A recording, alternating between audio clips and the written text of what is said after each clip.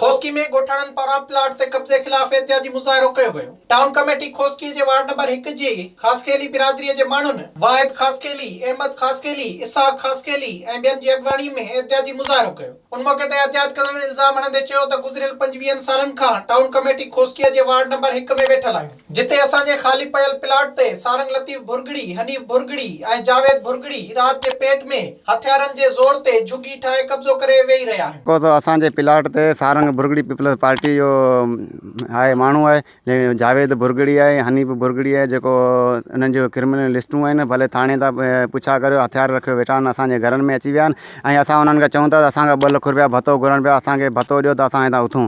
ऐं असां ग़रीब आहियूं, ख़ासकेली आहियूं, इहा सॼी पट्टी में ख़ासकेली वेठा आहियूं। असां 25 साल खां हिते रहंदड़ आहियूं ऐं असां वटि NOC पियल आहिनि। उन बावजूद बि असांजी केरु ॿुधण लाइ तयारु कोन्हे, न पुलिस थी ॿुधे, न को सियासी माण्हू असांजी ॿुधी रहे थो। गॾु अचनि, असां ग़रीबनि जी ज़ुल्म आहे, असांजी केरु सपोर्ट करण लाइ तयारु न आहे।